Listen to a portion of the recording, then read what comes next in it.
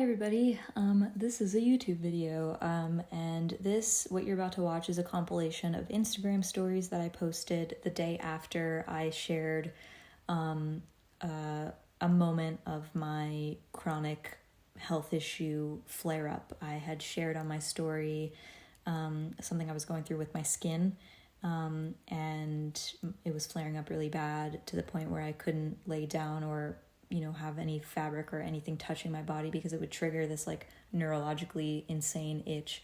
And if you don't know, I've been dealing with toxicity overload, parasites, pathogens, all kinds of things. I've been learning so much about my health and healing journey and whatnot. And so what you're about to watch is just me sharing my education on it. So I hope you enjoy.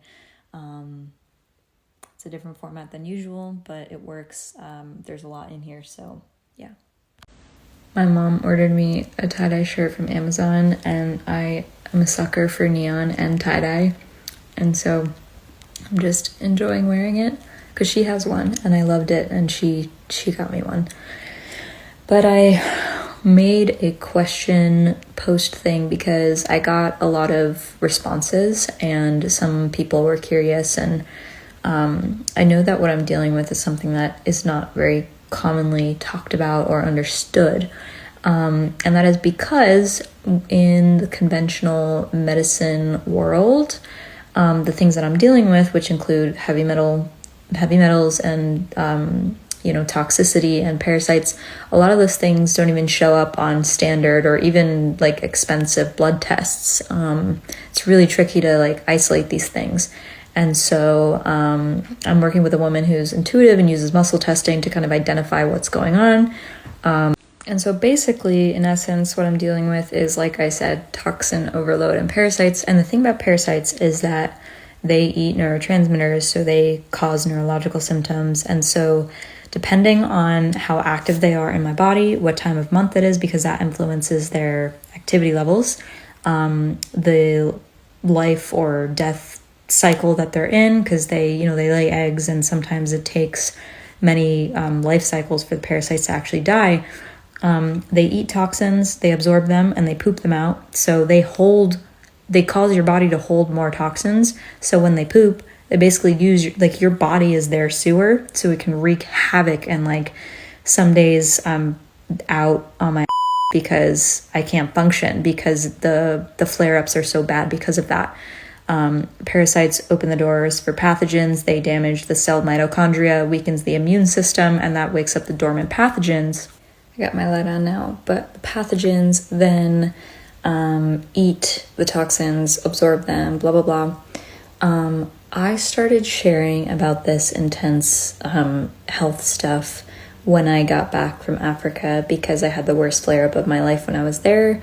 And it was a mixture of breathing in burning garbage and the lack of appropriate food for me, the temperature. I could not regulate my temperature. There's no temperature control, other things. And before I went to Africa, I got a mandatory yellow fever vaccine, and I figured it's worth it to go to this country for this once-in-a-lifetime opportunity.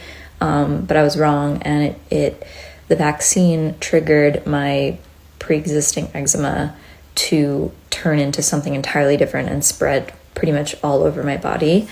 And it then fed the metals in the vaccine fed the pathogens, parasites that were already in me.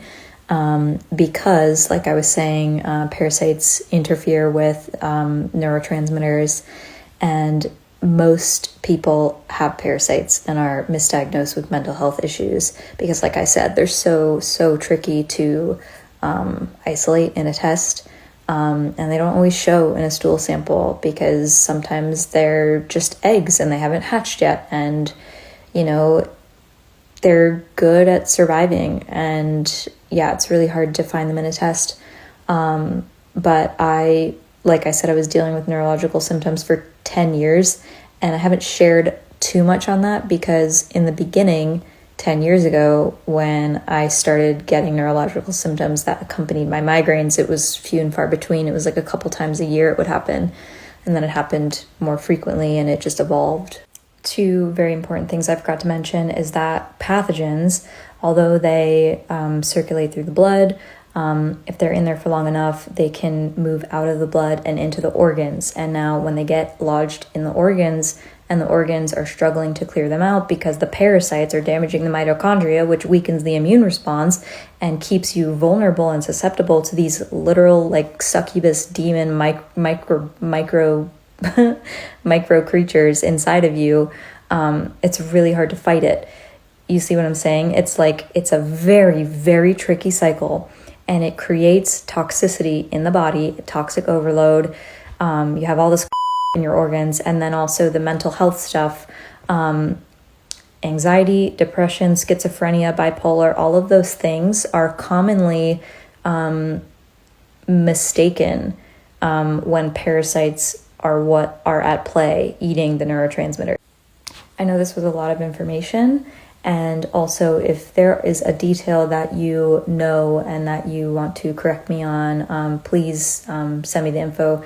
What I'm sharing is what I learned from hearing, so I might be wrong with exactly the delivery of how I'm saying this, but in essence, pathogens, toxins, parasites, and the difficulty of isolating them in a test, and all of the factors that trigger them, feed them, activate them are extremely multifaceted, complex, layered, very, very hard to manage.